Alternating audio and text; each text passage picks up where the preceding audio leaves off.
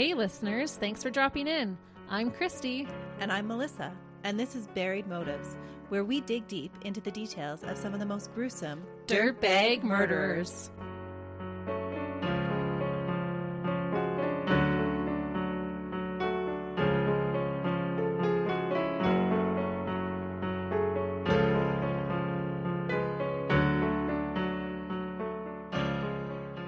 Hey listeners, Welcome back to Buried Motives. we're so happy you're joining us. It's going to be another fabulous day to talk about murder. It's always a good day to talk about murder. Yes. And today's case, I've picked one especially because it's Family Violence Awareness Month. Which is so important to educate ourselves about. For the signs and for the ramifications of it. Absolutely, because sometimes it's hard for us to see what's actually happening. Somebody's life could look perfect from the outside, and we don't know anything about what's actually happening. Right. Or if you're in that type of relationship, it can be hard for yourself to even recognize those signs and be able to explain it away. Or sometimes you feel like you're the only one. Yes. Today we're going to take a little break from tradition though. Usually we don't talk negatively about the victim, but while researching this case, I found very little that was ever reported to be positive about this victim. Oh, wow. So I'm curious if by the time that we're done talking, you'll feel the victim was the dirtbag and the murderer was the victim. Oh, interesting. You have me intrigued for sure. You might discover that you have to remind yourself, just like I did, that the victim was a victim. And no matter what kind of person he was still a person. He was once somebody's little boy. Oh, man. That's one thing I've learned while we've been doing our podcast is things are not always as black and white as we think they might be. No, not at all. And I'm going to put in a huge disclaimer for today's case that we'll be detailing some pretty horrific abuse. The child and sexual abuse is some of the worst that I have ever heard. Oh, man. Sometimes I found myself not wanting to include all the details because I just found the abuse too disturbing.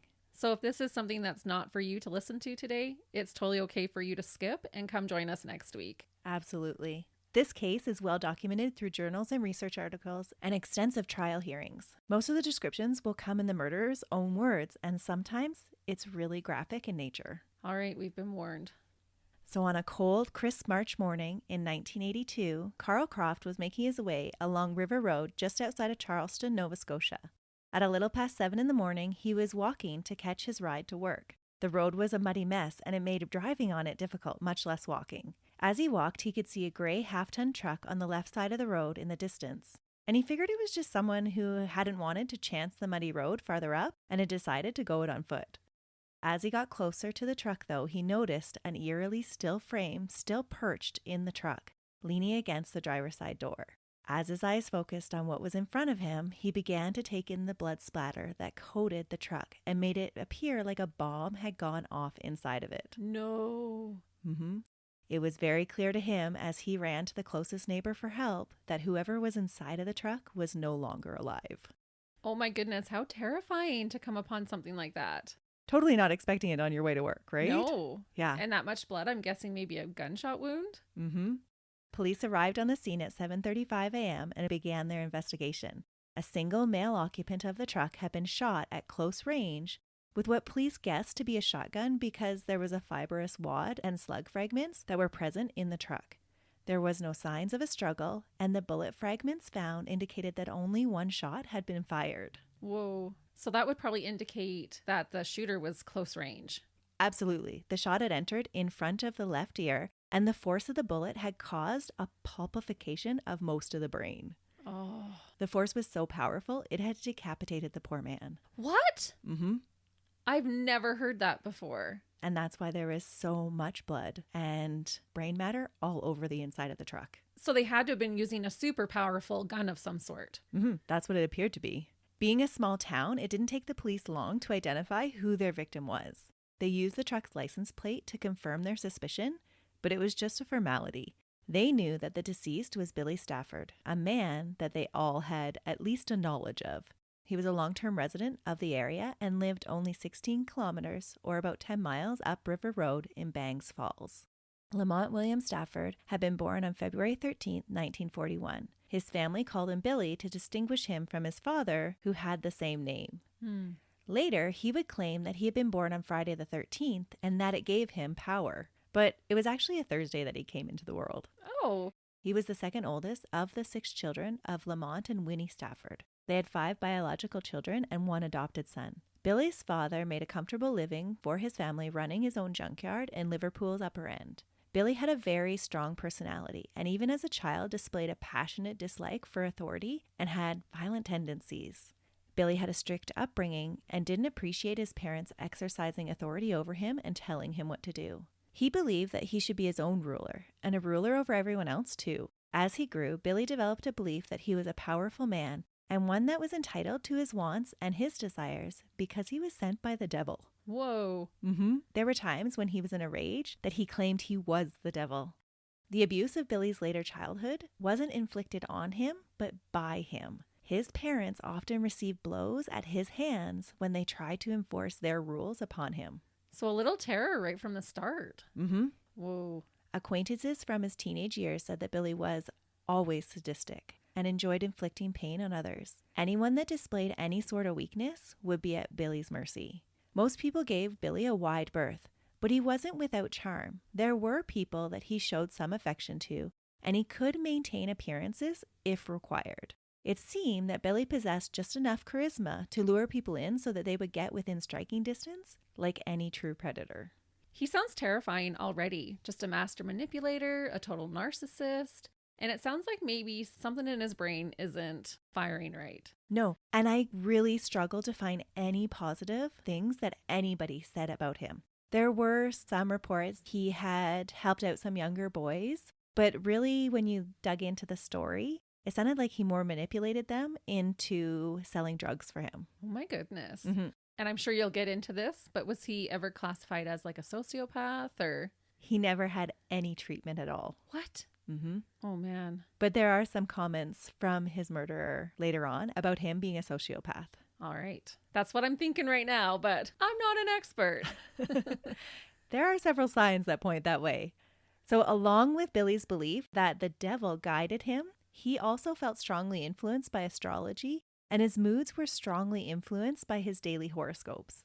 If a horoscope was favorable, Billy would claim that the devil had his back that day. If it took a negative view, Billy believed that it would be a good day to lay low. And so he would live his life by his horoscopes. That's definitely an extreme, and it becomes like a self-fulfilling prophecy. Because if you believe you're going to have a good day, you can have a good day. So on the days where Billy felt that he had to lay low, he was particularly surly with anyone who crossed his path. Really, his moods were just so erratic and unpredictable that it might have been decided by the stars. Billy was known to fly off the handle with no notice, and anything standing in his way, whether on purpose or not, was in danger. Billy had a particularly tumultuous relationship with the police. Their attempts at enforcing the law and imposing authority over him did not go well. Billy was a law unto himself. His hatred of the police in Queens County was legendary. Police would follow up on deer poaching charges or drug charges, and Billy would threaten them that if they stepped foot on his property, it would be the last time they stepped anywhere. That is so brazen.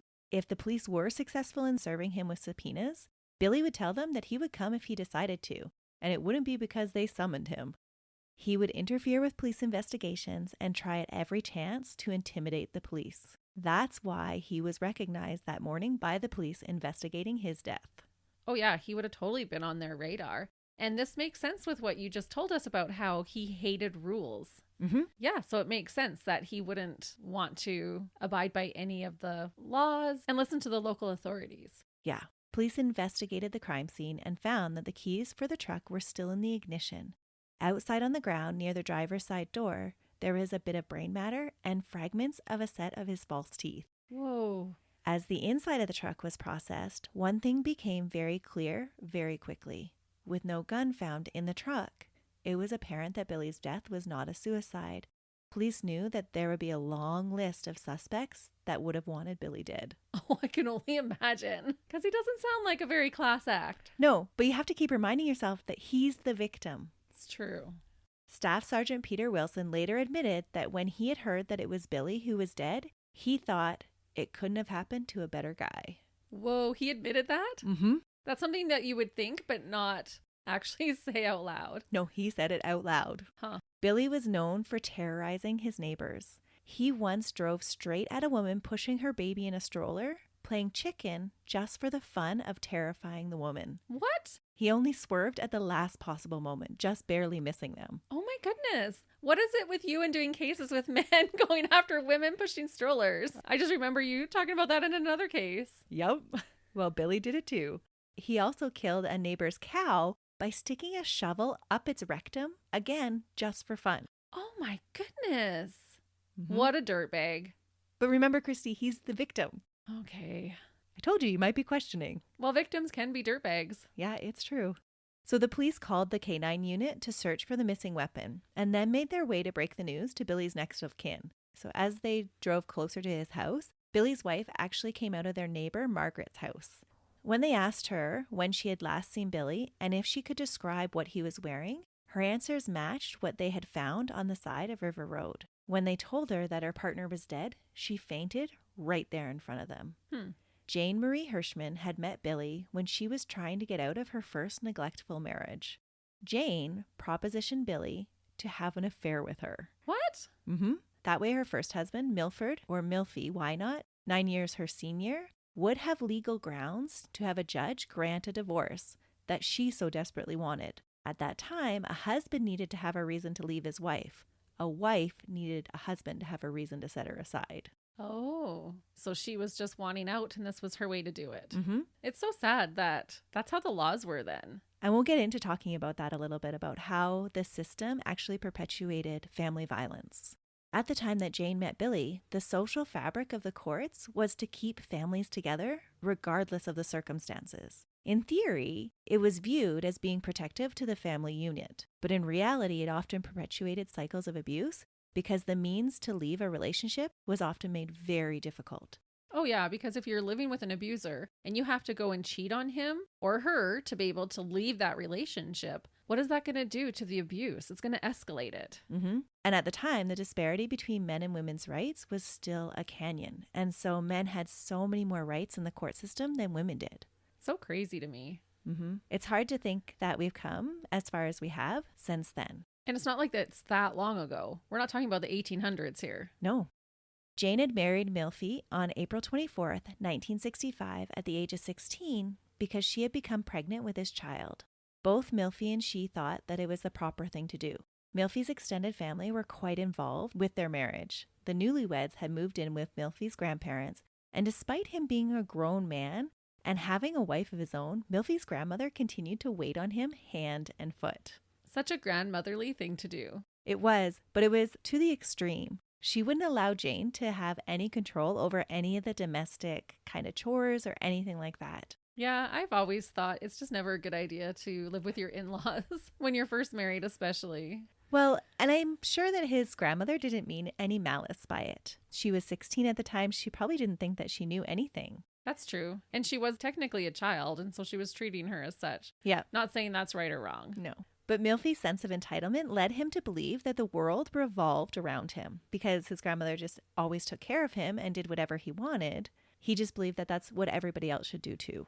As Jane progressed through her pregnancy in his grandparents' home, Milfy continued to go out and paid very little attention to Jane. With Milfy's grandmother taking care of all the domestic chores, Jane believed that her only purpose in the marriage was to provide sex for him. Oh, that is really sad. But that was the lesson that she was learning from the situation that she was in. And it is that time. Like you talking about the grandma, she would have felt like that was her duty. It was more so about what's a woman's duty than who she actually is as a person and what she can bring to the table. Right. On October 9, 1965, Jane gave birth to her firstborn son at 5 a.m. all by herself. Milfy wasn't there for the birth and didn't come to see his own child. He didn't even bother to pick them up from the hospital. He sent his grandfather instead. What? Wow, another dirtbag. Yep. But for Jane, motherhood replaced the sting of neglect from her husband. Her little boy, who she named Alan, became her whole world. Despite their troubled and neglectful relationship, she and Milfy went on to have a second son, James, on October 17, 1972. It was a very difficult labor that required Jane to have a blood transfusion, but Milfy couldn't be bothered to help his struggling wife. He was seldom home and often cheated on Jane. Ugh. Because of his drinking, he had trouble holding down a job to support his family. At this time, Jane was having a difficult time coping with everything that was going on in her life and turned to stealing to experience a rush and a sense of power. I could see that. In 1975, she faced 4 charges for shoplifting. Ooh. She just needed some type of outlet, though. Yeah, for her, it almost seemed like it was a way to just have control over something. Yeah. And I wonder, too, if it was a way to get attention. Oh, could be. Because she was so neglected and just felt lost in her whole world. Mm-hmm. With both Milfy and Jane's lack of positive ways to cope with their situation, the marriage continued to deteriorate for the next 3 years until January 1976, when Jane gave Milfy an ultimatum, her and his children, over the alcohol. He picked up a 40-ounce bottle of rum that he had just set on the table and kissed it and said to Jane, "I guess you lose." Whoa. The two separated, and Jane pursued a divorce, but was told that she had no grounds for one. No grounds for one. He's a dirtbag. It's sad that a lot of people don't recognize that emotional abuse is still abuse. He wasn't beating her up, but he was still abusing her. Yeah. So they had separated, but because she wasn't officially divorced, she wasn't able to get any financial aid to help her establish a new home or provide for her boys while she got on her feet, and they weren't well off to begin with. The general feeling was that if she insisted on leaving her husband, then she was welcome to leave, but don't expect any help. Keeping her boys with her was difficult. She had no way to provide for them, and Milfy used this as leverage against her. At one point, the two had agreed to share custody. Because Alan was in school, he would stay with his dad during the week and then go to Jane's on the weekend. James was to stay with Jane the whole time. Unfortunately, while meeting with a lawyer to better understand her options, Milfy took James and kept her sons from her. What? It's actually super sad, but they had a social worker come in and babysit James while she met with a lawyer, and they just let Milfy walk right in and take him. That's ludicrous. That just blows my mind that this was happening. Yeah. Milfy took her sons, and these were boys that he had never paid attention to. Yeah, and who are not going to be as comfortable with him because he's not their primary caregiver. But Jane couldn't raise any argument about Milfy taking the boys because it was a father's right. Who literally chose to kiss a bottle of alcohol rather than choose his family. But yeah, okay, he has that right. Yep. And this is a situation that led Jane to proposition Billy to have an affair with her because she wanted the divorce granted so that then she could get some financial aid and get on her feet and provide a home for her boys. Makes sense. It's sad, but it makes sense. Billy was one of Milfy's friends that drank with him often. Oh, she chose one of his friends? One of his drinking buddies. Oh. She had gotten to know Billy when she had been a designated driver for them on one of their little drinking road trips. Milfy had passed out in the car, and Billy had stayed awake the whole time to keep Jane company. Despite his domineering size compared to her petite frame, he was gentlemanly and engaging. He actually paid attention to her. But this is part of his manipulative side. But she doesn't know that. But often we find that abusers can be so charismatic at the beginning. Exactly. And that's the game that Billy's playing right now. When Jane pled her case for having an affair, Billy agreed to go along with her elaborate plan. They would have an affair, and then Billy agreed to testify on her behalf at court. Billy's willingness to go along with her plan made Billy Jane's knight in shining armor. Oh, I bet. The reason why Jane was so caught up in Billy's act of being a hero that swooped in and saved her can be explained by a few things. Billy did know how to be charming when he wanted to be. He could be charismatic if it suited him, but usually not for extended periods of time. Yeah, because then those true colors come out. You can only hide who you truly are for so long, right? Yep. Jane also was desperate to get out of the relationship with Milfy, where she was constantly ignored and taken for granted. When Billy started paying attention to Jane, she started to feel seen and important. Another reason that Jane was susceptible might have been her childhood. Jane Marie Hurshman was the second child born in her family to Gladys and Maurice Hurshman in Brooklyn on January 25, 1949. They owned a larger home, but there was no bathroom or running water. Her father provided for the family adequately enough, first by working at a sawmill, and then later by cooking in the army. He was an army veteran from Korea and ran a strict home. Maurice never beat his children, but his wife was another story. After serving in Vietnam, he drank more heavily, and when they moved to Truro, he began to have irritable, unpredictable mood swings. With these mood swings came the physical abuse to Jane's mother. Jane would watch as her mother took the beatings in silence. She would often gather her two younger sisters, and they would sit in the basement of their home as far away as possible from the arguing and the fighting. The physical abuse would continue for years, only stopping when her mother had an ectopic pregnancy and almost died. The rupture of her fallopian tube had caused a great deal of bleeding, and when Maurice had found his wife passed out and blood-soaked, he'd assumed that it had been from the beating that he had just given her, and it probably did contribute to it. Jane's mother had always said that one day things would improve. Her near-death experience was the catalyst for the day that things would improve. Because he was so afraid of ever losing his wife, he did stop beating her. And so Jane then had this belief that things do eventually get better. Because he had this rude awakening. But you've now introduced 3 different men into this story, and they're all dirtbags. Are we going to come across any man who's not a dirtbag today? Not until the very end, really. Oh, man. And it's just really sad because Jane is growing up to think that this is how just men are. Oh, so sad. It just gives her an acceptance of the later abuse that she'll suffer. That men kind of have that right to do it. Yeah. Because of her father's position in the army, they moved around a lot. And for 3.5 years, they were stationed in Germany.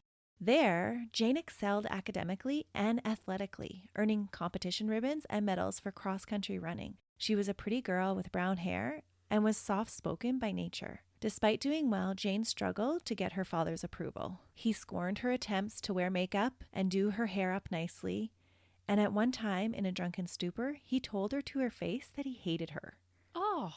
This treatment would have a lasting effect on Jane's psyche. She began to believe that if my own father hates me, then who will ever love me? Yeah, I was just going to say insert daddy issues here. Through her early teens, Jane would seek approval from other boys and men. Her first love was a boy she met in Germany. They dated for 8 months, and the day before her family returned to the U.S., she lost her virginity to him at 15. They promised to write and find each other again, but it wasn't in the cards. Once she returned to the States, she didn't hear from him for a whole year. Yeah, that would be sad for her. She was devastated, and that's when she met Milfy. Oh, man. That's super sad because it would have been this whole romantic thing in her mind. I'm leaving back to America the next day. You know, we're going to consummate our love for one another. Yep, this is going to make it lasting. Yeah. And then she gets ghosted for over a year. Right. Where honestly, like, it probably was not going to work out regardless, but that was totally a jerk move. Especially because at that time, there was no internet to be texting or Snapchatting or whatever with each other. Super sad. And she was totally devastated by it. Oh, rightfully so. When Jane returned from Germany, she was behind in school and failed grade 9 in June of 1964. Oh. Because Germany's education was just different than ours at the time. Okay. But her parents were disappointed with her and just sent her away to live with her paternal grandmother, Grandma Mill, to straighten her out. She was a kind woman, and Jane felt at home staying with her. But Grandma Mill did not like Milfy or approve of Jane dating him. When Grandma Mill found out that the two of them were having sex, she sent Jane to live with her maternal grandparents. Once again, Jane was disposable in a relationship that she had trusted. Oh, man. So she just kind of got passed around. Yeah, she's getting rejected everywhere she turns. Her own father hates her. She thought she was in love with this boy, and now he's not writing. She goes to live with a grandma who she really bonds with, and then because she doesn't live up to her standards, she just sends her away and ships her off to somebody else. And in the meantime, is now in a relationship with dirtbag Milfy. Yikes. When Billy entered Jane's life, she was primed to fall for his knight in shining armor routine and for his abuse. Well, she was probably just so desperate at this point for someone to love her, for someone to take notice. To Jane, at the time, Billy was striking an imposing man who stood over 6 feet tall and weighed 250 pounds. He was a sea merchant. He was big and burly with crude tattoos. He was an intimidating individual, one that even the police were wary of. He wasn't classically handsome with protruding eyes and thick lips, and his long brown hair was beginning to recede, but Billy tried to make up for it by sporting long sideburns. He's not conventionally attractive. No. But to Jane, his looks didn't matter. He was handsome to her. And this, along with his nice guy act, blinded her to his behavior. And I guess that hairstyle would have been more in at that time. Right. We're talking 70s. So sideburns were in then. Yeah. Billy swept Jane off her feet, constantly telling her that he loved her and making promises to give her a good life. And most importantly, he would protect her from all of the people that had hurt her. He would never turn her away or leave her alone. Oh, man. When Jane's divorce became final in May 1976, the two had already been officially together for 5 months. Jane and Billy settled into a bachelor apartment in Liverpool, and Jane was happy with Billy's attention. The two eventually moved into an older home in Charleston, and Billy gave Jane money to fix it up. Billy worked away for 2 weeks at a time on fishing boats. While he was away, Jane got to make their home a beautiful place. And so all of those things that she couldn't do with Milphie, she was now doing with Billy. She was able to create this home and be a housewife, which she reveled in. She was still saddened by not having her boys with her, but Billy supported her through the tough times by telling her that soon Milphie would grow tired of parenting and bring the boys back. It's likely right. To help with her sadness and as a companion for when Billy was gone, Jane got a miniature poodle and named it Blue. Aw. And this became like her best friend. Oh, we love our puppies, don't we? Mine is so spoiled. He is. But you have one that is now too, so you can't say anything. When Jane crashed Billy's car by accident, Billy just laughed about it. And Jane was so relieved that her mess up hadn't cost her their relationship, because that had been her experience before, that if she made a mistake, people would leave her or ship her off. Yeah. Despite the two never getting officially married, Jane started using Billy's last name and started calling herself Mrs. Jane Stafford. Because she was so happy, when Billy told her to stop taking her birth control, Jane went along with it. She was terrified to have another baby because of her last delivery, but she also wanted Billy to be happy. She was happy that he wanted their children, unlike Milphie, who had never cared about them. But in August 1976, when Jane became pregnant, things didn't go how she thought they would. Oh, no. I know I've been enjoying this little bit of reprieve. Yeah, for her right now. But I know that this isn't how it's going to stay. No. Which is so sad. Prior to starting a relationship with Jane, Billy had been in 2 other serious relationships. At the age of 21, he married Pauline Oikel. She was pregnant with his first child at the time, and like Jane's first marriage, it seemed to be the proper thing to do to get married. 6 years and 5 children later, Pauline was granted a divorce by the courts on the grounds of cruelty. Whoa, 5 children? In 6 years. Whoa. She was pregnant pretty much every 11 months. The physical abuse started soon after they moved in together. Some beatings were so brutal that Pauline had to be hospitalized. And that would have been while she was pregnant most of the time, or had just barely given birth. Oh, absolutely. Oh. And Pauline wasn't his only victim. Billy had a very unusual thought process when it came to children. He didn't particularly like them, but he did like that they represented his virility. He would not allow Pauline to take any kind of birth control to keep from getting pregnant. Then he would become angry and violent towards her and the children for their presence. So it was just like a flex for him. Look at my seed. That's right. Ugh. But really didn't like the children at all. He's gross. From the time that his children were 6 months old, Billy started to inflict corporal punishment on them if they cried. 6 months old? Yeah. That's how they communicate. I have to keep reminding myself, he's the victim. He's the victim. I don't know if I'm going to feel very sorry for him by the end of this, though. It was really, really hard to have any sort of compassion for him. And we're not victim blaming, but this is just the story. This is what happened. He would take his small children and make them sit on the stairs with lit cigarettes in their mouth, and they were not allowed to move until the tobacco had burned away. Then he would force them to eat the cigarette butts, and that would gain them the right to move from the stairs. What? Did they have to smoke it or just hold it in their Just teeth? hold it in their mouth until it burned their lips. And then they would have to eat it, and then they could get down from the stairs. Oh my goodness. To his second oldest daughter, Billy would force her to stand against the house as he threw knives at her. What? Did he ever hit her with one of the knives? I didn't see anything that said that he had actually hit her. Okay. But she had to learn to stay very, very still. How terrifying. He also caused her to have this lifelong fear of the dark by making her sit outside on a dark porch all by herself through the whole night when she was no more than 4. That's just so cruel. Pauline did try to charge him with the abuse that she suffered at his hands, but later dropped those charges when Billy promised he wouldn't do it again. Oh, yeah. Yeah, that's going to pan out. Yeah, it lasted a whole 2 weeks. When she finally was granted a divorce in the spring of 1968, she and her children had deep emotional and physical scars inflicted on them by the man that was supposed to love them. By 1971, Billy was in a common law relationship with another woman, Faith Hatt. This relationship lasted 2 years. During that time, Faith was frequently beat. Faith later said about Billy's unpredictable behavior that for no apparent reason, he would take hold of me and pound me with his fist. You never knew. He could be good 1 minute and the next minute, snap. He actually frothed at the mouth when he came at me like a mad dog. Oh, There were occasions that he beat me when he wasn't drinking, but most of the time it was when he was drinking. And that was frequently reported by all of the women that he was with, that when he was angry, his eyes would bulge out of his head and he would froth at the mouth and like spit and just get so enraged. like a rabid animal. Mm-hmm. He is such a tyrant, and what a terrifying way to live when it's not even anything that you're doing that's going to set him off. Not that anything you would do would justify him in doing that, but to be good 1 minute and then all of a sudden he just starts beating on you. The unpredictableness of it just led to more terror for these women. Yeah, you would just always be anxious. You would always be on edge, walking on eggshells. Mm-hmm. When Faith became pregnant, Billy tried to choke her to death. Oh. She was only able to escape his powerful hands because he had been drinking and he was a little bit more clumsy than normal. Faith fled the province and didn't return for 7 years. Good for her. Mm-hmm. So this is now 6 children. Yep. Billy clearly had a history of increasing his violent tendencies when his partners became pregnant. When Jane became pregnant, his whole demeanor changed towards her.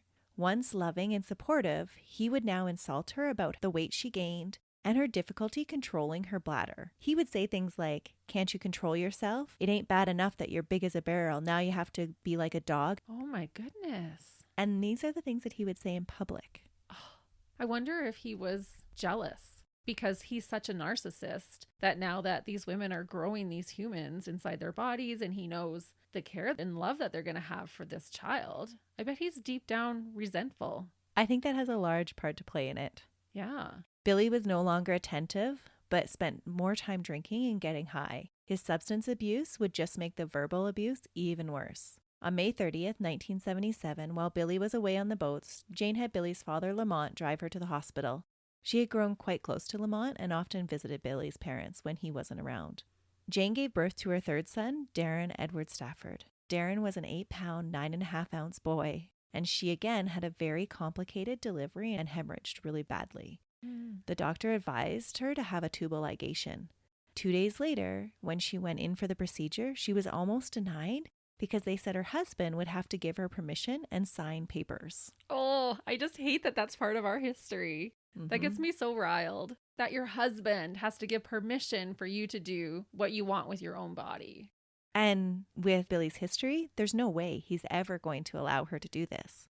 But Jane lied and said that Billy would sign the papers, but he was just out at sea. And so it was best that they just go ahead with the procedure. And then when he got home, she would have him sign the papers. The hospital agreed and proceeded based on the assumption that Billy would sign the papers. That was the only way that they were going to do it. Yeah. Billy came to see his new son 4 days after his birth. He didn't ask about him at all, just remarked to Jane, "Well, I guess you got what you wanted. You got your boy. Well, old woman, you better look after him. He's all yours." He's so terrible. And he's the one who asked her to stop taking birth control. Yep, she thought he wanted this baby. And that's why she risked her life to have him. Right. So now we're on baby number 7 for him. Mm-hmm. And he doesn't care about any of them. Not at all. Billy refused to sign the form for tubal ligation and told Jane that it made her no good anymore. He was super angry that she had went ahead. And so as retaliation, she had wanted to go and stay with his parents because she just had a major abdominal surgery. Yeah. And he said no, he wouldn't allow her to do that, that she had made her bed to lie in it. You chose to have this surgery, and so now you can look after yourself. It's too bad she couldn't have just kept that from him. But she couldn't because back then it was a whole incision. Right. And you'll find out as we go through the abuse that she suffers why she couldn't hide that from him. So Jane returned to the house that she had so painstakingly fixed up and made a home, and it was an absolute disaster. Billy had gotten off the boat sooner than he had told her. He had been partying the whole time that she was in the hospital having their son. There was vomit all over the bed from his hangovers, and Billy had chosen to use a bucket in the bedroom instead of going outside to the outhouse in his drunken state. Oh. All of this mess was days old and left for her to clean. When she's coming home with a brand new baby. And having major abdominal surgery. Oh my gosh. Mm-hmm. What a disgusting human being. It's really hard to keep looking at him as the victim. Well, right now he's not. No. Like, he is just a full-blown dirtbag abuser, vile little weasel of a bug. Just wait. We'll get into even more. Oh. So at the time, when Jane returned home, her house didn't have any running water. So to clean, Jane had to draw water from the well and carry the buckets into the house to clean it. After just having had a baby and tubal ligation. Yep. And Billy refused to lift a finger to help her. When Billy returned to see, Jane discussed his change of attitude towards her with his parents. And his mother just brushed it off, saying that Billy just needed time to adjust. And what Jane heard was that things would get better. She just had to stick it out. Yeah, they're not. No. When Billy returned from the sea, he demanded sex. He made Jane strip, and then he berated her for her appearance. Jane suffered through the abuse. She believed that this was just a phase. Billy needed time to adjust, and her own mother had faced abuse and endured it in silence, and the beatings had eventually stopped. At the end of August in 1977, Billy and Jane had to move from their home in Charleston to a smaller home in Bangs Falls. The move was another stress in their relationship, and Billy became even more mean. Billy had been blacklisted from the fishing boats at this time because he had been charged with mutiny for fighting and holding a man at knife point. When the RCMP came to the new house to serve him with papers, he chased them out of his house with a loaded automatic rifle. Whoa. The police ducked so low trying to hide from him as they drove away, they had to leave the door open to see the road. They couldn't even have their heads up to see out the windshield. And he wasn't later arrested for this? No one would testify against him, and all of his charges were dropped. And that was a frequent occurrence for Billy and his criminal dealings. He would be charged, and then witnesses would refuse to testify because they were terrified of retaliation. One time, Billy even persuaded another man to take the fall for him. What Billy wanted, he made sure to get. A few times through charm, but most of the time through force and intimidation. Which is just teaching him that he can do whatever the heck he wants with no consequence. Mm-hmm. You have law enforcement officers that are running from him. Wow. They needed to come back there with the SWAT team and haul his butt to jail. Yeah. Jane had tried to ease the tension in the home by getting a job at Hillsview Acres County Home in the kitchen and did her best to keep her house in order, but it didn't make much of a difference at all. The physical abuse started when Darren was 6 months old, and I'm not sure why this particular time was a trigger for Billy, but it seems that in all of his relationships, the abuse would always get worse when the babies turned 6 months old. That's interesting. When Darren turned 6 months old, Jane had had a beautiful day. It was her day off, and she had taken Darren out to get photos done.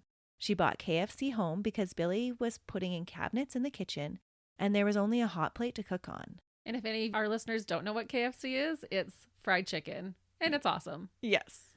Jane knew that Billy and his friend Richard would have worked up an appetite, and she wanted to make sure that Billy had a good meal. Hangry Billy was a situation she liked to avoid. Hangry anybody is a situation you want to avoid. After serving the meal and cleaning up and putting Darren to bed, Jane rested on the front porch, taking in the pretty view surrounding their home. She invited Billy to join her. Instead, he grabbed her by the hair and started screaming at her about making eyes at his friend and serving chicken to impress another man. He called her a whore, slapping, kicking, and punching her. The next morning, he promised that it would never happen again. It's almost like if he sees something beautiful, he has to destroy it. He saw her having a moment of gratitude and appreciation and just enjoying her day, and he had to stomp on it like the monster he is. Mm-hmm. And it just seemed so out of the blue for Jane. That hadn't been her intention at all. It was the first physical beating that Jane had ever received, and she racked her brain wondering if she had actually looked at Richard. Had she caused the beating? And the answer is no. Yeah, of course. It was nothing to do with her at all, and all to do with Billy's jealousy. And that's part of the awareness that needs to be raised, is it's not your fault. If someone is beating you, that's their choice. That's not because of anything you did to deserve it. But this is the mentality that Jane believed. Oh, unfortunately, for most abuse victims, it is. Yeah. Just to confirm that this was not anything that Jane had done and that it was completely Billy's jealousy, he would beat her every time he invited friends over to their house, even if she stayed in the bedroom and never made an appearance at all. What? Mm-hmm. But then she was still flirting, even though she stayed in the room and didn't even set eyes on them? Yep. Billy would make things up in his head. Wow. Even though Billy was no longer working, he refused to watch Darren, and so Jane had to pay for him to be put into childcare, which in hindsight was a good thing. The neighborly couple that cared for him during the day provided him with stability and love and contributed to his ability to cope with this tragedy later in his life. At 6 months old, Billy refused to let Jane feed Darren at night. Instead, he would go into the room and make the baby boy stop crying. Jane never knew what he actually did to make him stop crying, but Darren learned quickly not to cry at night. What a monster. To Billy, the most important lesson Darren could learn was to be tough and to be a man. When he was 2, he beat the boy for crying about an earache. Billy's own mom raised objections, but he just threatened her with a beating and told her to mind her own business. Well, and he had hit his mom before growing up. By the time Darren was 3, Billy had taken to getting Jane's attention if she was outside by shooting at her feet with a rifle. What? Yeah. Just in the middle of the neighborhood, I'm just going to shoot at your feet? Yeah. So their property is a little bit secluded. Oh, okay. And so she was outside in the garden, and instead of hollering at her or whatever, he thought it would be funny to shoot at her feet. And by all accounts, he was like this excellent marksman that never missed a target, but he would purposely shoot at her. Yeah, I don't care how good of a marksman you are. If you don't want to actually shoot somebody, you don't aim your gun and shoot right beside them. Yeah, but he would do that frequently. He just wanted to terrorize her. Oh, absolutely. That was what it was for. Yeah, and he thought it was hilarious, I'm sure. During one of these beckons, he told Jane that she had a mess to clean up and directed her into Darren's room. The 3-year-old was lying naked on the bed, covered in blood and feces, trying not to cry. What? Billy had beat him with a mop handle for crying. He had beat this little boy so bad that he was covered in blood, and Darren had defecated during the beating. I just cannot even imagine that horror as a mom. No. And that's lasting damage that he's doing to that child. Another time, Darren would have to receive dental surgery to fix the damage done by Billy's adult fists on his toddler's face. Oh my goodness, this is so infuriating. Darren had cried after falling off a chair and putting his teeth through his lip. When Billy had asked him if he had cried about the incident, because he came home later, he didn't even see him do it, Darren answered him truthfully because he knew that if he lied, he would get a beating. So when Darren told him that he had cried, Billy gave him 3 sharp punches to the face, and it broke all his teeth. Oh my gosh. At 3. Like, kids are supposed to cry. Like, this is how they regulate emotion and they learn how to deal with their feelings. Billy always used violence to teach his son lessons. When Darren was a teeny bit older and had accidentally lost some money that had been given to him, Billy picked him up by his hair and put a butcher knife to his throat. At other times, Billy would hang the small boy from his feet and point a loaded .30-30 rifle at his head. Melissa, this is heartbreaking. I just cannot even imagine what some children have to live through. It doesn't make any sense. This little boy was no threat to him at all. No, he's just doing it for his own enjoyment. And it's so sad that because there was no predictableness to his dad's outrages, Darren at 3 couldn't understand what behavior he was supposed to display. He just knew he couldn't cry. That's right. Sometimes the abuse would come for no reason at all, though. So even when he wasn't crying, the abuse would still come. I cannot even imagine a poor child having to live that way. And it's really sad that Jane is obviously in this state where she doesn't feel strong enough to leave. Because for us looking from the outside in, we can be judgmental and say, why didn't she leave? Why did she let him treat her son that way? But she had already had her other 2 children taken away by her first husband. She has this glimmer of hope that things will get better because that's what happened for her mom. She just must be in such a state to not be able to leave him. And she learned really quickly that if she raised any objections to Billy's treatment of Darren, that the abuse just got worse for both Darren and herself. And probably not a lot of resources for her to go to for help either. Not at that time, no. Billy couldn't even allow the small mercy of some joy in his son's life. Darren had toys, but was not allowed to play with them in front of Billy.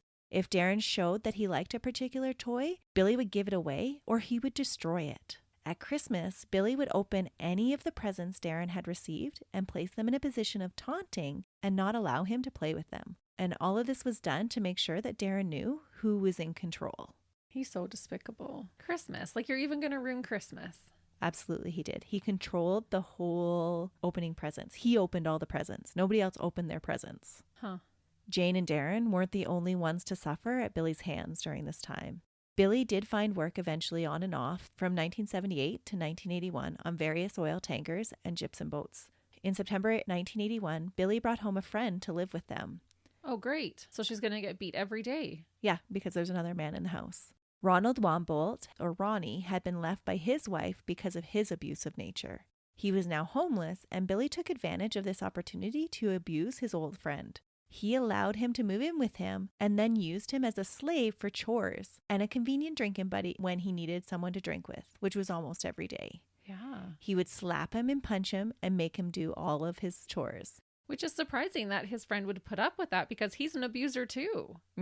But it's almost like a hierarchy of dominance. Billy was the alpha. Yep. Wow. Billy also took to shooting at Ronnie. This is giving me Michelle No Tech vibes. Absolutely. He just manipulated even other adult men. Yeah, because that's exactly what she did. She abused her children, and then she brought all these people into her house and would even murder them. Ronnie, too, was too scared to raise any objections to Billy's abuse and never thought of going to the police because he felt that they would be of no help. And he probably felt a little embarrassed, too, to be a grown man being beat by another man. Yeah. Alan, Jane's oldest son, came to live with his mom when he was kicked out of his father's house and having trouble in school and with the law. While Alan lived with his mom and Billy, his life became just like Ronnie's. He was a servant for Billy and would get slapped and punched to ensure his submissiveness. Billy treated him the same way he would treat Blue and the other family pets. Aww. At any time, he would strike out and start beating them. Billy was known to shoot and maim the neighborhood dogs, and he shot at and maimed the people in his house, too. Alan would later recount one particular dinner when Billy had beat them all.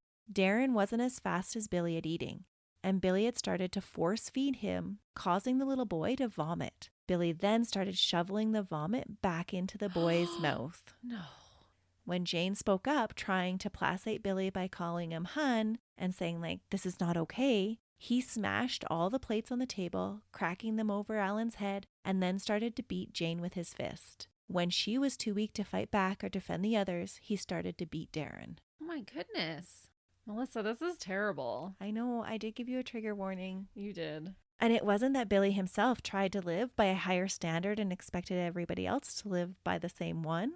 He was a complete slob. He was so lazy that at night he would refuse to get out of bed when he had to urinate. Instead, sometimes he would use a bottle, but other times he would just urinate in the bed. And then he would make Jane change the bedding around him. So he wouldn't even get off of the bed? No. But even just think of the mattress. A grown man's pee all over the mattress. That's going to be a larger amount. How do you even get that all out of there while he's still laying on the bed? Urinating for him was a way to exert his dominance over everybody. And just to degrade her.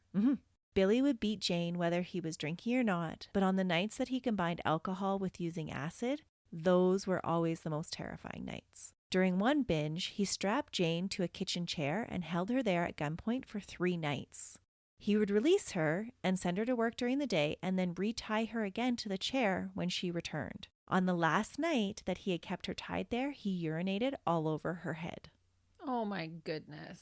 Sometimes when he beat Jane, he would mistakenly call her Pauline, his first wife's name. Some close to Billy said he never got over Pauline leaving him and taking his kids away, and so he would take out his rage then on Jane for that as well. The whole house lived in fear of Billy, too afraid to help each other or stand up for each other. During one of Jane's beatings, Billy had beat her so badly with the butt of a gun that she had been left unconscious on the kitchen floor. Alan had waited until he thought Billy was asleep and then went out to check on his mother, who was still lying deathly still on the kitchen floor. He quietly tried to rouse her and then poured water over her, trying to make her wake up. But when that didn't work, he returned to his bed because he was terrified that Billy would find him trying to help his mom. And so he went to bed, not even knowing if she was still alive. I can't even imagine that. The sexual abuse that Jane suffered is one of the worst cases I have ever learned about. It is utterly disturbing.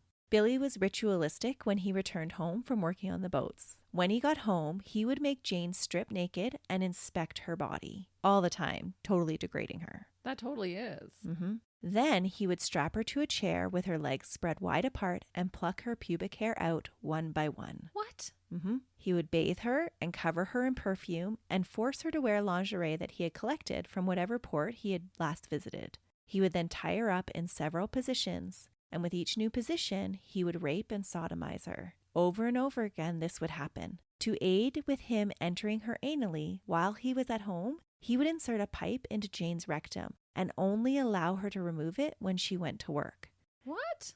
When she was at home, she would have to go about all of her daily chores with this pipe inserted into her rectum. Oh my gosh. was his idea to stretch it out? Yeah, so it wasn't as hard for him to enter her. I have no words for this guy because what that's damaging inside of her. She had permanent scars forever. Yeah. Bestiality also entered the bedroom. No. When he wasn't making Jane parade around the house naked on all fours with a dog leash in front of their children and in front of Ronnie, he would make Jane perform oral sex on their dog and then have sex with it as well. What? And there are so many more sexually humiliating and degrading things that he did to her that we couldn't possibly cover them all. And honestly, it's too disturbing to cover them all. Okay, yeah, I'm not seeing him as a victim, Melissa. I'm not. It's so hard to see this guy as a victim. Yeah. Jane never told her family about any of the abuse she suffered. She feared for their safety, and she didn't believe that it would make any difference at all. So she thought that if she told them, it would just put them at risk. Well, and they've taught her that if there's anything wrong with you, we're going to ship you away. Yeah. But they're not there for her. That does change later on, but that's what she grew up to believe. Yeah.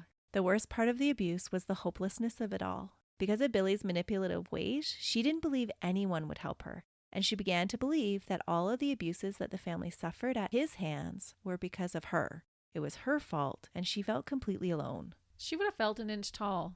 Mm-hmm. She would have had zero self-esteem, zero self-confidence at this point. Society at the time didn't help either. Spousal abuse in the courts was given lower priority than an assault of a stranger. At the time that Jane was experiencing abuse at Billy's hands, 20% of homicides in Canada involved spousal slayings. And in 1982, half of the women killed were killed by their spouse or exes. Wow. The stats are a little bit better today, but there's still massive room for improvement. Oh, definitely. Jane felt constantly threatened. The only time that she was able to let down her guard a little was when she was at work. One day, Jane was loading the wood stove that heated their house. She was busy doing chores while Billy laid in bed. She bent over and a .22 caliber bullet whizzed by her head. Billy just laughed and excused his behavior by saying that if he had wanted to hit her, he wouldn't have missed. And this incident was a turning point for her. She realized that had she even just stood up unexpectedly, it would have hit her. Absolutely. Mm-hmm. Like, this is full-blown torture. Yeah. With this realization that he was going to kill her, she told Billy that she was going to leave him. He laughed and just told her that she could leave at any time, but if she did, he would shoot her family one by one. With that fear, she lost all hope and resigned everything over to Billy. Jane said, "I became a robot and believed that only in death would I find peace." On 2 separate occasions, she had gotten up in the middle of the night while Billy slept and loaded a gun and put it to his head. But she had stopped herself from pulling the trigger because of Darren. She thought about suicide, but again, the thought of leaving Darren stopped her. She couldn't imagine leaving Darren alone with his dad. Oh, never. He's never taken care of him a day in his whole entire life. And not just taking care of him, but he does the exact opposite. Yeah. And brutally beats him. At Christmas in 1981, Jane contemplated hiring a man to kill Billy for her. She offered an acquaintance $20,000 from a life insurance policy to kill him, but the man turned her down. He was too afraid of Billy. And rightfully, we shouldn't be, killing people for our friends. No, Yeah. right? And this is where it gets a little sketchy. You feel so bad for Jane, but she's going to these extreme measures. But you kind of understand why. Oh, for sure. Yeah. On March 11, 1982, after threatening to kill the neighbor Margaret Jowdry over a dispute of property lines and pigs, Billy threw all the clean laundry that Jane had just finished into the mud and left for town, right after stealing money out of Jane's purse that she had been saving for bills. So he was mad at his neighbor and took it out on his wife. Mm-hmm.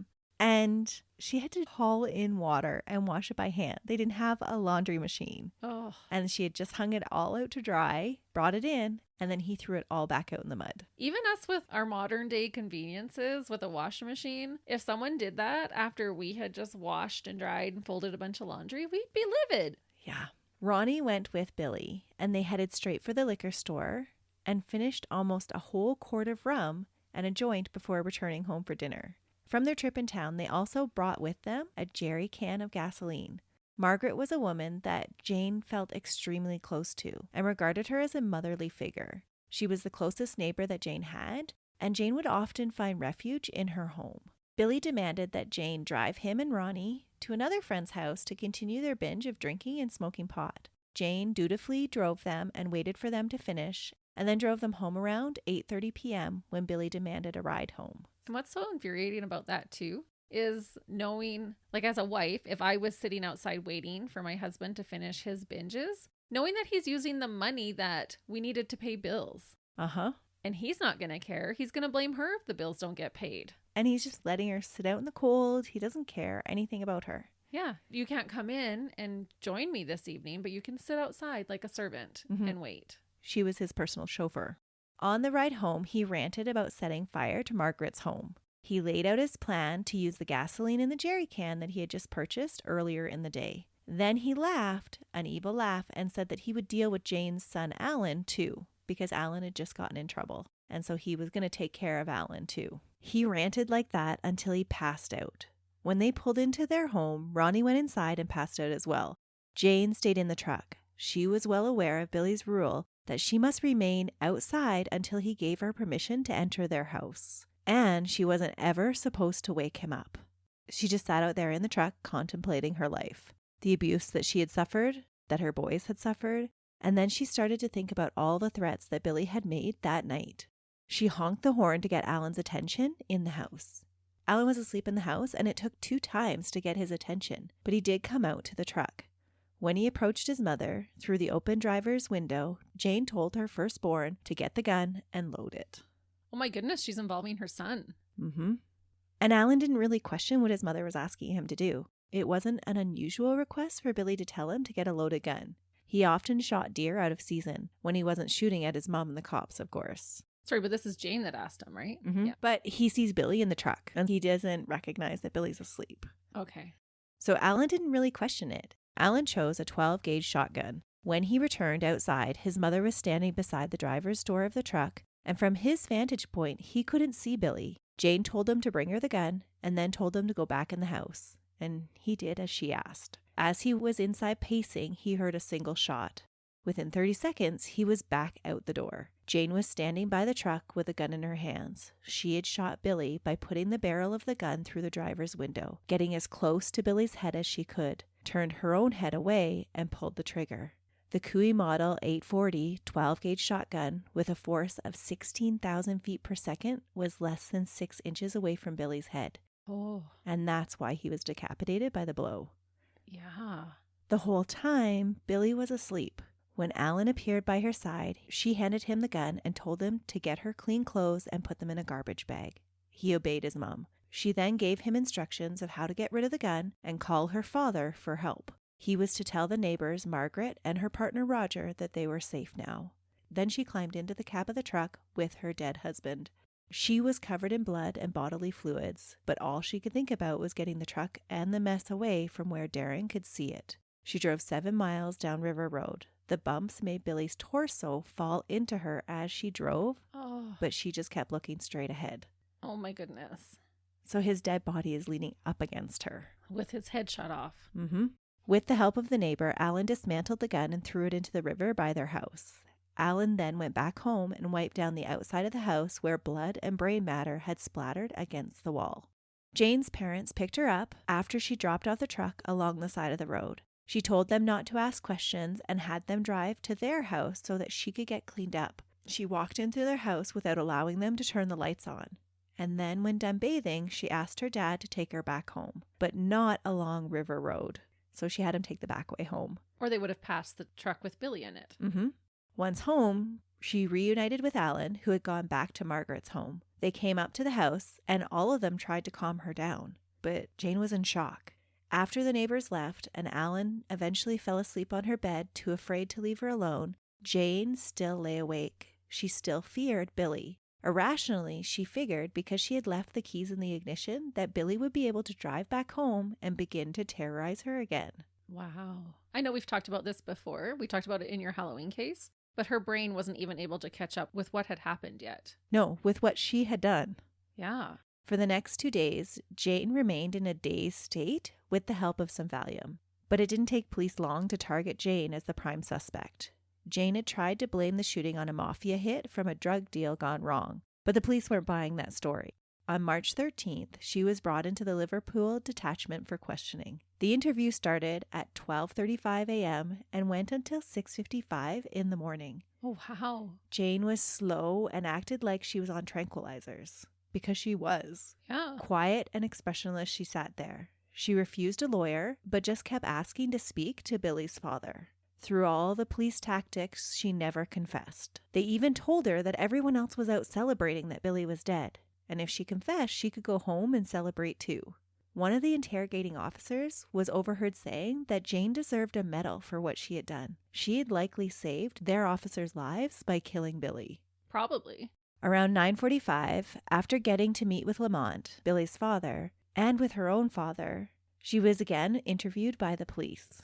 They started trying to indirectly question her about what had happened, and Lamont, who was allowed to stay with Jane during this interrogation, stood up and defended her. He encouraged the police to stop playing around and just ask her straightforward questions. The police followed Lamont's challenge to just come straight out and ask Jane point blank, "Did you kill Bill?" Jane answered yes. As soon as she had made her peace with Billy's dad, she confessed to the crime. Lamont consoled her during her whole confession. Never once did he seem the least bit upset with the woman who had just killed his son. Whoa, that speaks volumes as to what kind of person Billy was. Yeah, when his own dad isn't upset that he's dead. Yeah, and is consoling the murderer. It had actually been Lamont who took Jane to the hospital right after Billy's death to get some help because she was so out of it and in shock. And that's when she was prescribed the Valium that had made her dazed and confused during this time that she was being questioned. After her confession, Jane was allowed to go back home to sleep. She awoke only to tell Darren that his father was dead and that he wouldn't be coming home anymore. The young boy, only 5 at the time, asked her if it was true and then said he was glad and asked her if she was glad too. Wow. And this is where things get a little strange. Jane Marie Stafford was charged with first-degree murder on March 16, 1982. She wasn't arrested or jailed. What? They let her just stay home? Yeah, they actually drove her back home after she confessed to murder. They really did think she was doing them a favor. Police didn't fear that she was a flight risk, and eventually bail was posted by her father for $5,000. But everyone was sympathetic to her story.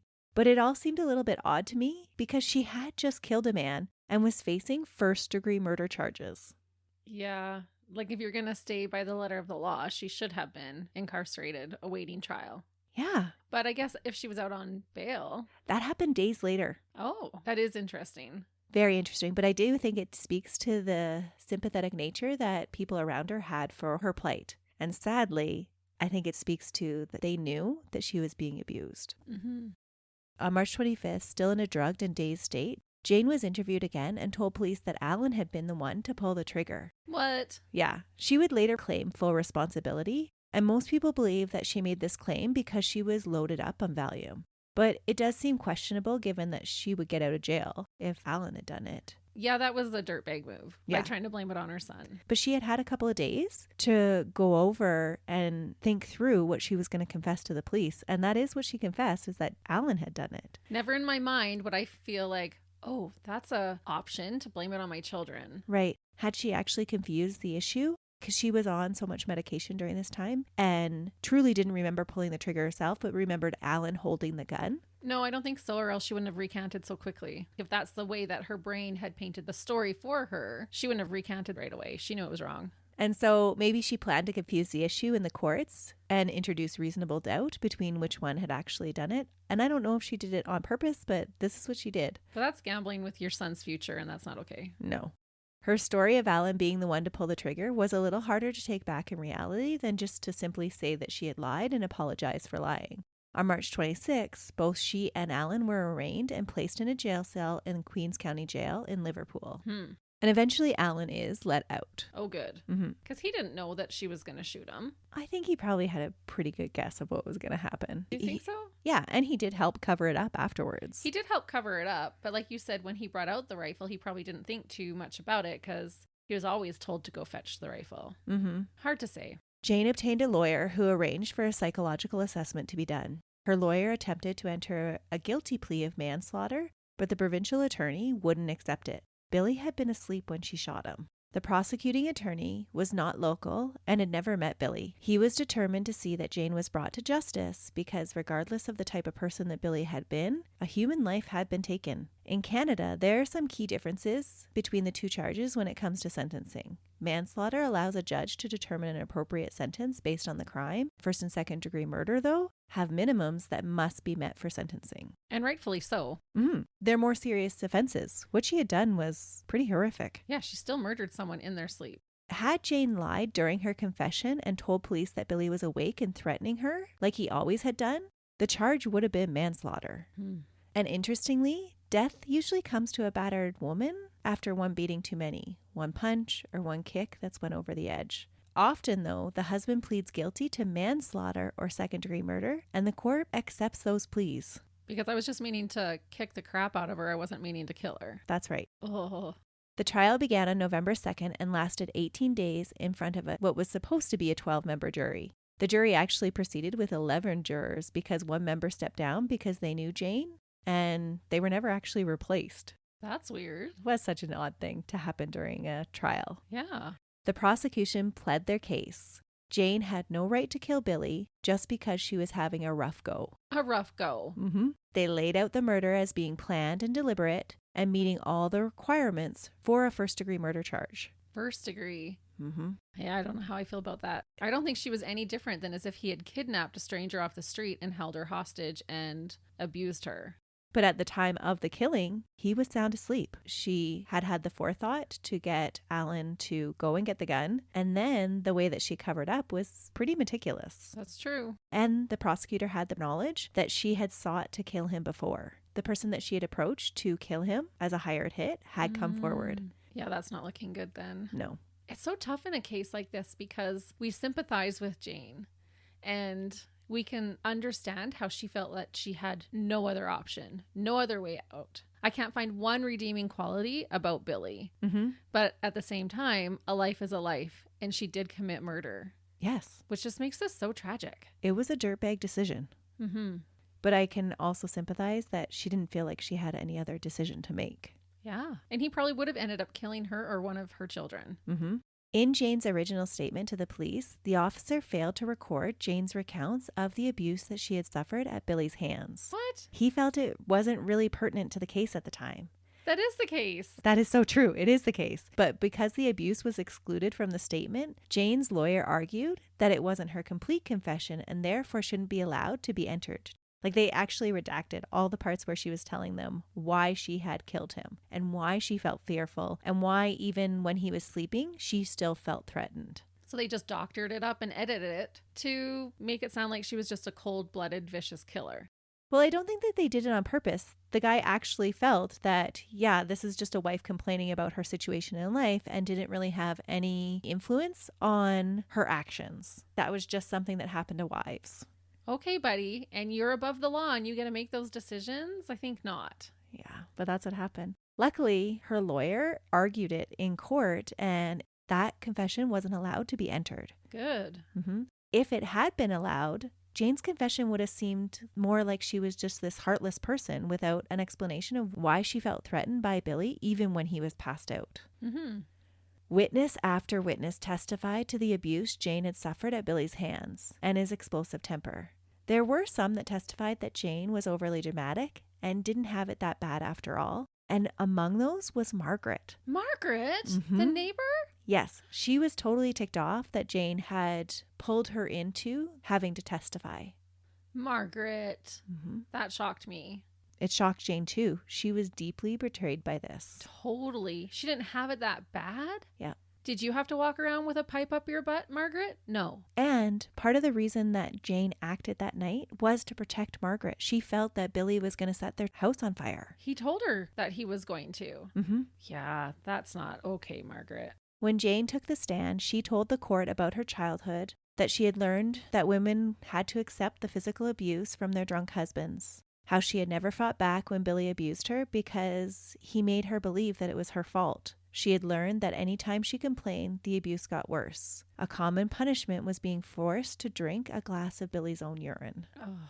She outlined her thought process when asked why she didn't leave Billy. She said she was fearful that he would make good on his threats to kill everyone she loved. And he probably would have. He would shoot guns at her head just for fun. The prosecution made the argument that despite Jane's sad story, that she had still committed first-degree murder. In their argument, they said, We may sympathize with Jane Stafford in her situation, but the law is the law. And I would submit that in this case, we have to say we sympathize, but what you did was planned and deliberate, was not provoked, and was first-degree murder. But at the same time, as police officers, we weren't there to help you. We were running away from your husband, letting him be a total tyrant to you. So we left you with not very many options.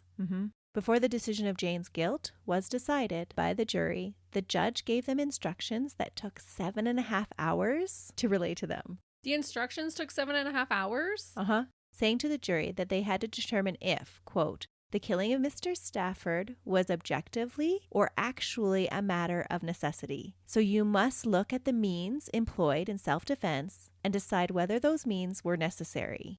In addressing that question, of course, you may take into account what you know about the character and disposition of Mr. Stafford. You should understand that the law of self-defense proceeds from necessity, from the instinctive and the intuitive necessity to preserve oneself. Under no circumstances may that defense be raised as a cloak for retaliation or revenge. The use of force in self-defense should come as a matter of last resort. It's justified only where there are no other reasonable means to prevent the assault. If you have any reasonable doubt as to whether the accused acted in self-defense, as I have defined it, you will find the accused not guilty of murder because a homicide committed in self-defense is not a culpable homicide. He told the jury it could return one of 4 verdicts: guilty of first-degree murder, guilty of second-degree murder, guilty of manslaughter, or not guilty. He explained in detail how each verdict could be reached, and it was 5:30 p.m. when he completed his charge. That's wild. So to put that into perspective, listeners, imagine listening to 7 of our episodes back to back, and that was just us reading the instructions. Yeah. That's crazy. But with his statement there, it's making me feel even more so with the terms that he's given to them that this was self-defense. When Jane left for court that morning, she had said her goodbyes to her sons and family and had made arrangements for their care. She had kept her bag packed for jail since day 1 of the trial. She fully anticipated going to jail. The jury took 17.5 hours to deliberate. Oh, I bet. The next day, on Saturday at 11:30 a.m., the jury announced it had reached a verdict. The verdict they returned was not guilty. Not guilty at all? Nope. Later in an interview, juror Daniel Smart said, as an explanation for their decision, that the jurors found the Stafford case to be very emotional. When she was on the stand, it was hard to sit and listen to, because she said things that people shouldn't have had to say to other people. I was relieved when it was over, and I felt we came to the best decision that we could. Did she plan to murder him? That was the question. First-degree murder. There was no way it was proved to us that she actually planned it. There was no way we could come to that decision without any doubts at all. Wow. I was not expecting that. I was thinking maybe manslaughter. I was not expecting her to be not guilty. Which, does it seem right? Well, I was excited about it, but I don't know if that's right or wrong. Yeah, she did kill somebody. She did, but I don't think she was in her right mind. Did she have a way out? No. Jane was free to leave the courtroom that day. While her lawyer told her to try and get on with her life as best she could, he also made her aware that an appeal in this case was very likely. On December 2nd, 2 weeks after the verdict, Jane left the province. I was just going to say I'd be heading to Mexico. Jane left the province with Alan and Darren to try and start over. But adjusting was hard, and the move wouldn't be permanent. Papers for an appeal were served on December 15th, 1982. Oh, and that would just be sickening to get. Like, knowing I have to go through this again. And when she was on the trial, she didn't spare any details about the abuse that she had went through. Nor should she have to, but that would be hard to do. It would be like reliving it again. There were a lot of people that didn't agree with the decision that was made by the jury. It was argued that the trial had put the victim's character on trial instead of the confessed killer. But in a self-defense case, you have to do that. You have to look at why they're doing it to prove if it's self-defense or not. Yep. It was clear that Jane was a victim and that her options to flee her abusive relationship were very limited, especially when her psyche was taken into account. But the argument made by the prosecution after the trial that those factors would normally relate to the severity of her sentence, not to the establishing of the crime she committed and her guilt over it. It was argued that if Jane could get away with murder, then it would be a slippery slope into vigilante justice for an abuse victim. That is true. It does set a precedence. I'm so torn. Yeah. And there were several cases of women killing their abusive husbands right after this verdict. Really? Oh, yeah, that's not so good. No. The appeal was granted and a new trial date was set for February 14th, 1983. While Jane awaited the trial to determine her fate again, she used the time to upgrade her education and prepare to go into a career as a nurse's assistant. This time, when Jane's lawyer offered a deal of manslaughter, the prosecution accepted it. So they didn't want to go through the trial again. Yeah, I wouldn't want to either. No. And she had mentally prepared herself to go to jail. Like, she thought she was going to get a sentence. Because she knew what she did was wrong. Yes. That's why I was expecting more like manslaughter, right? So that ends up being what she actually was convicted of. And that seems more appropriate to me. It does. At the sentencing hearing, Mr. Justice Nunn said that Jane had lived a tragic life and that Billy Stafford had been a man on the outer fringes of the definition of humanity, but a human nonetheless. He said that he did not subscribe to Staff Sergeant Peter Williamson's view that Jane should receive a medal for what she had done. He said that Jane had been judge, jury, and executioner. The judge recognized Jane's efforts to make something of her life, and he didn't believe that she was a danger to society, but emphasized that there must be some deterrence in the law and a protection for society as a whole. Wives don't have the right to take the lives of their husbands. He sentenced Jane to 6 months in jail, with 2 years probation, with a recommendation that she be allowed to commute from jail to attend her classes to complete her nursing courses. And I thought this sentence to me was more of a good compromise between the lobbying for justice and those that were pleading for mercy. For sure. While you were saying that, though, what came to my mind was, yes, women are not allowed to murder their husbands, but why are there not stricter laws and penalties about men battering their wives? Yes. Men are allowed to kick and punch and threaten and maim, even to their little children, punch their little 3-year-old's teeth out, and that's okay. And he's not going to spend 1 day in jail for that. But it comes down on the wife when she feels so cornered that she has to lash out like that. And it's not okay, but it just seems like there's a bit of a double standard there. And there was. I mean, we're making progress in that area, but at that time, definitely, there was a double standard.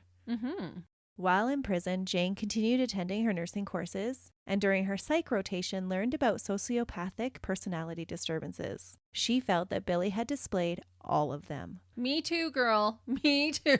That's what I said right at the beginning. He sounds like a sociopath. Yeah. Learning this gave her some peace because she felt like she understood a little bit more of what Billy had been and why he had done the things that he had done. It wasn't her fault that he acted the way he did, like he had always told her. Oh, for sure. On April 14, 1984, Jane Stafford was eligible for parole after serving 1/3 of her sentence, and it was granted. In June of that same year, at 35 years old, Jane graduated as a fully qualified nursing assistant, a job she truly enjoyed. In the years following her release, she was the subject of a CBC Fifth Estate documentary and a book, both titled Life with Billy. She began speaking in women's groups, gradually gaining confidence and self-esteem. She worked with shelters for abused women and supported many that fled their partners. She would sit with women that had left their relationships. In these meetings, they would share their stories, and Jane would try to empower women to see themselves as a person that didn't deserve to be abused. That's amazing. That she was able to turn the horrific things that she had suffered into something positive for somebody else. Yeah, and to help other people. And it shows, too, that she wasn't this crazy, bloodthirsty, revengeful person. No, she served her time. She made good use of her time, getting an education while she was incarcerated, and then is going on to try and help other people. She never wanted to hurt anybody. No, she really did feel like she had no other choice. In an interview, she said, "I can look back now on it all, 3 years later, and I can say I'm sorry it ended the way it did, because no one has the right to take another person's life no matter what. But I will never be sorry that Stafford is dead.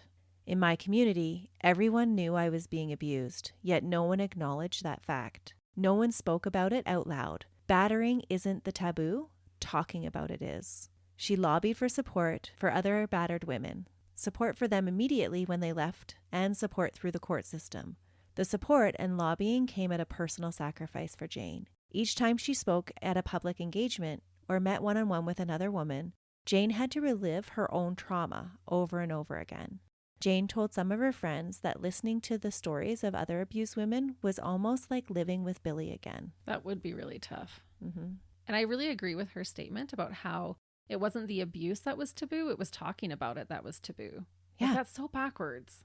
That will allow it to go on and will actually protect it to go on. Right. And I think that's why it's so important that our province has this domestic violence awareness month so that it's not taboo to talk about. No, that we ask questions about it and we recognize that it still does happen. Right. And try to get women out of those situations before it escalates to something like this happening. Yeah. But meeting with all these women and being a voice for women did cause Jane to go in and out of depressive states, often contemplating suicide. She had escaped Billy's tyranny, but really she hadn't escaped the abuse and the emotional toll that had taken on her. At this time, she started shoplifting more frequently. Therapists describe her kleptomania as a symptom of her inner turmoil. This compulsion to steal things that she didn't need or things that she could have easily paid for was a huge embarrassment to Jane. She felt shameful and hated herself for continuing to put her family in the newspaper headlines again and again. She felt guilty all the time. She felt guilty for shoplifting. She felt guilty about any of the speaking engagements she would turn down in an effort to care for herself. And she felt like she was still carrying the guilt of Billy's death. She felt like she wore a sign over her head that said, "You're a murderer." Wow. I can see how the theft would be a way for her to even subconsciously trying to fill that void that she's still feeling. Or any time that she would experience happiness, she wouldn't really feel like she deserved it. That's a heavy load to carry around, all those things that you just described. Yeah. One therapist that Jane sought out said that Billy's hold on Jane, even after his death, was not surprising. Sleep deprivation and the emotional abuse, strengthened by the unpredictable outbursts of physical violence and degrading sexual episodes, were a form of severe brainwash that left Jane broken and confused. Mm-hmm. Jane also struggled again to trust other men and to have meaningful relationships with them. She had some male friends, but couldn't really bring herself to trust them completely for a very long time. That would feel almost impossible, honestly. I don't know if I could ever trust another man after living through that. Yeah. With therapy, though, she was able to find some balance in her life, and Jane did find love again and married a man named Joel on October 10th, 1991. And that's where the story should end. Please tell me he was not abusive. No, he wasn't abusive. Oh, I couldn't have taken it. But life wasn't done for Jane yet. Not everyone was supportive of her lobbying against family violence and spousal abuse. What? The culture at the time was different than ours today. Not saying now that we have domestic violence figured out, but there has been some progress since the 80s and early 90s when Jane took her voice to the public. Which speaks to how brave she really was at the time. Mm-hmm. Just to give you an idea of the feelings at the time, on August 13th, 1985, a meeting of the Queens County Council, 6 of 11 councillors voted against providing a $6,400 grant for a proposed transition house to aid battered women in Queens County and the adjoining counties. 2 male councillors were particularly vocal in their opposition. And I hope you tell us their names because they deserve to be embarrassed for what they said. Mm-hmm.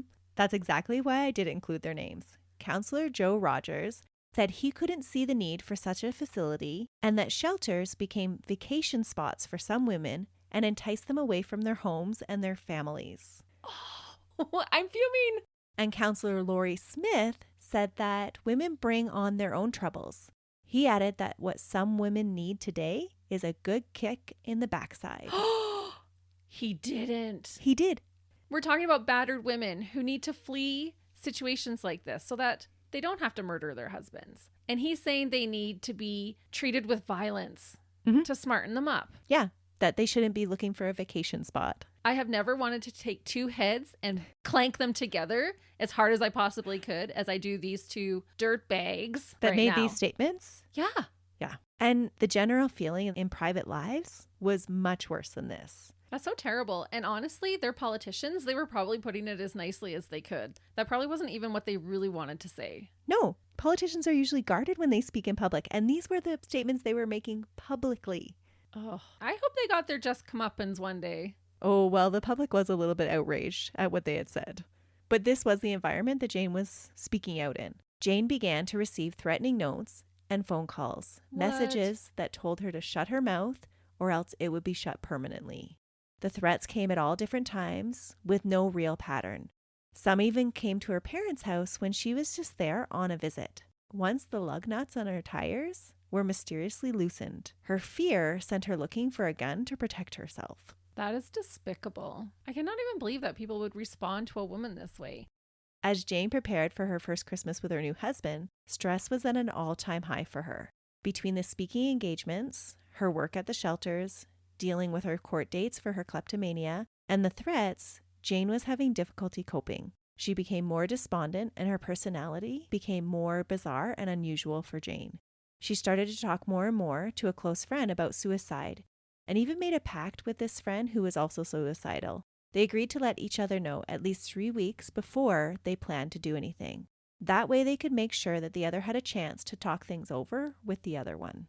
Her fear about the threats even played into Jane's suicidal thoughts. She started to tell people that she believed that whoever was sending the threats would try to make it look like a suicide. One good friend questioned her if she had made up these threats as a plan to cover up her own suicide. No. So she had always had suicidal thoughts. Right. And these thoughts were coming more frequently at the same time that she was receiving all of these threats. So a friend actually thought that she was sending the threats to herself to make it look like she was setting herself up for somebody to murder her. So that she could commit suicide and make it look like it was murder. Yeah, which seems pretty harsh, but Jane in the past had come up with some pretty elaborate storylines for her planned suicides. Some were about being mugged. Some were covered up by a reason saying that she had terminal cancer, which she didn't. And there was even one about having to help another woman commit suicide, but needing a friend to get rid of the gun afterwards to make it look like a murder. Remember, that's how Billy's death had been deemed a homicide. Because they didn't find the gun, they thought it was a murder. Right. Jane denied that she was involved in any of the threats.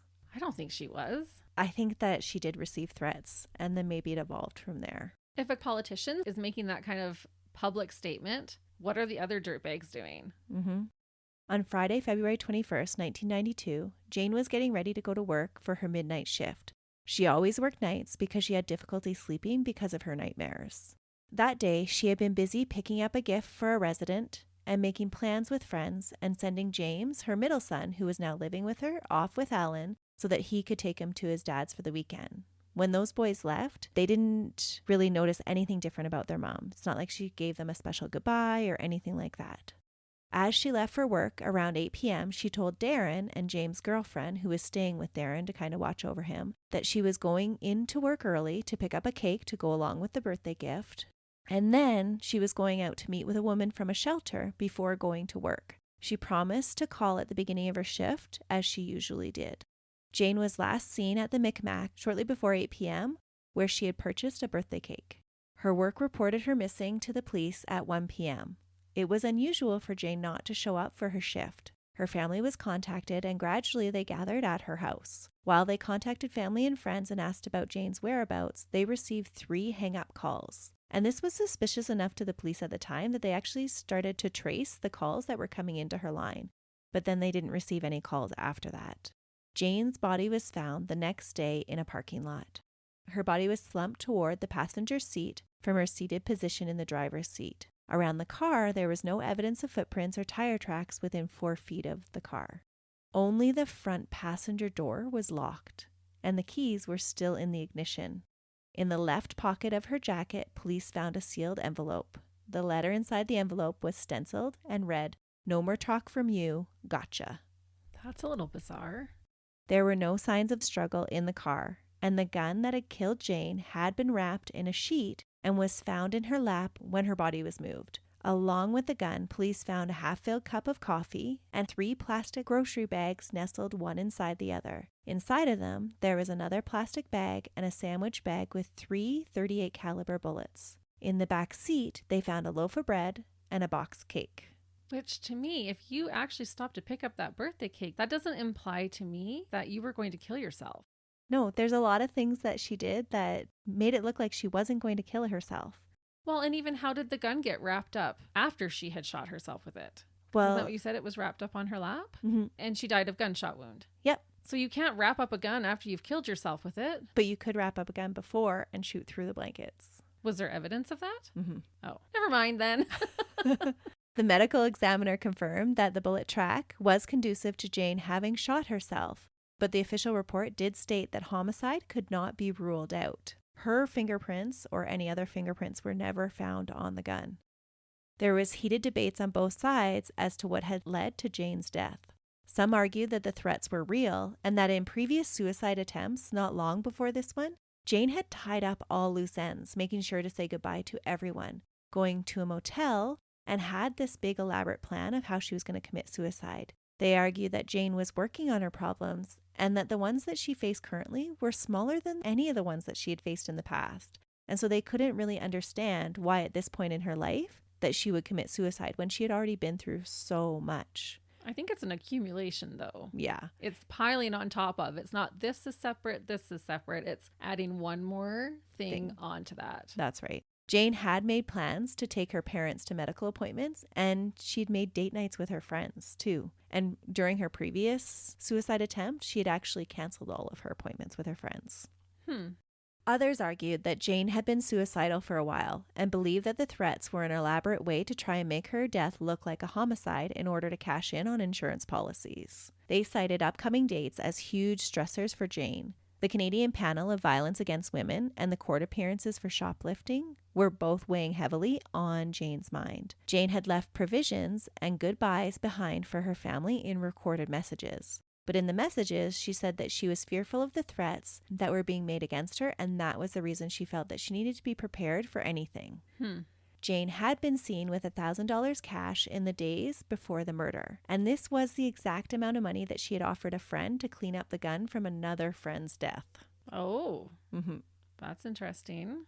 The cinching evidence for me for deciding which theory I believed came from Jane's camisole that she had been wearing underneath her sweater the day she was shot. It didn't have a bullet hole in it, even though her coat and her sweater did. The coroner surmised that this was because there was a button that would have pushed against the gun as it was placed against Jane's chest. Jane would have been the only one to have felt the button and move the gun aside and push it through the buttonholes instead of over top the button. So the idea is that she felt it hit the button, like the button pressed into her chest, so she moved it out of the way. That's right. And then, so she shot herself in the chest, is what they're implying. Yeah, which is not a common way to commit suicide. No, especially for a woman. So you think she did commit suicide? I think that it would have been a really fluky thing to happen for the camisole just to happen to be moved aside when the shot entered her body. I'm not sure. I have to digest that for a minute. But there's a lot of things that point in the other direction as well. On June 8, 1992, 3.5 months after her death, the Halifax police did close the file on the potential murder case, concluding that she had committed suicide. Despite the ruling, there are many that still believe that Jane was killed to silence her voice against domestic violence. Even in her death, Jane's words still remain true today. Society needs to be educated and made more aware that domestic violence is an unacceptable criminal behavior, punishable by the law. My purpose in speaking out is to tell other battered women not to be silent screamers. Do not keep it behind closed doors. Come out and be heard. The more that come forward and speak out, the sooner society's attitudes will change and there will be an end to this cycle of violence. Publicly tell your story, no matter how shocking or unbelievable it may sound. Wow, that's remarkable. What a statement. And that is the tragic, emotion-filled case of Jane Hurshman, dirtbag or not. Wow, what a wild ride, Melissa. I'm not convinced. I don't know if she committed suicide or not. I'd like to hope that she didn't, but maybe if she did, trying to stage it as a murder was maybe so that her sons wouldn't think she gave up on them, to kind of alleviate that. But then at the same time, would they not be hurt by thinking she was murdered either? I don't know. That's a tough one. I think a lot of her actions seem really contradictory that day to either committing suicide or to being murdered.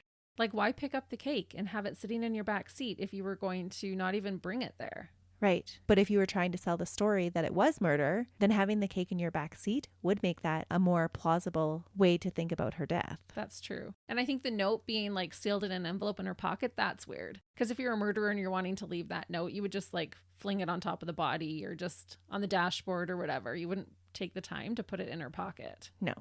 Unless they had left it for her to find and then she got in her car and she had put it in her pocket. I have so many questions. And so many questions remain unanswered. Like, I find it very suspicious too that the only door that was locked was the passenger door. So that to me would tell me that somebody's been in and out and locked it on their way out just out of habit. Yeah, maybe. Because the other 3 doors were all unlocked. Mm-hmm. And there was no gunshot residue on her hands because it was wrapped in the towel. Mm-hmm. But that could have been the murderer too, to not leave fingerprints. Yep. But I think that there's enough documented evidence of her suicide attempts before and the messages that she left after for her new husband and for her family leave too much for reasonable doubt to say that somebody else murdered her. Right. And they never found any evidence to indicate a murderer. No. The women that she went to meet, they could never find that woman. No one came forward and said, I'm the one she was supposed to meet. No. Huh. Which again, you could argue both sides for. Yeah. Wow. That was devastating. And Yeah. I don't know if we can even really call her a dirtbag. No, I'm not sure we can either. I think we can't condone her actions in killing Billy, but we can completely understand them. She was a woman pushed to the limits, and as a result, there was a dirtbag decision made about taking another human life. Yeah, I believe it was a dirtbag decision, but I don't believe she's a dirtbag. I think she struggled a lot with a lot of different issues. And one of the most depressing things that I did find about this case was reading the reports of so many women that came forward to say that they had suffered just like Jane. Her case is so extreme and so hard to imagine that that would happen over and over and over again to different women. Yeah, this should be the 1 in a million, not the norm. Right. It's such a sad story, but one that needs to be heard. And we need to be more aware that this is happening. This is happening around us still. But I think Jane's last statement that I shared with you is totally accurate in that more awareness has to come about. This week, give some thought to family violence. And hopefully we can all find a way to do our part in helping to prevent that and to help those who are in need. And to speak out. Absolutely. Like Jane said, your voice deserves to be heard. And with that, we'll leave you for another week when Christy brings us another case. But until then, have a great week. See ya. Bye.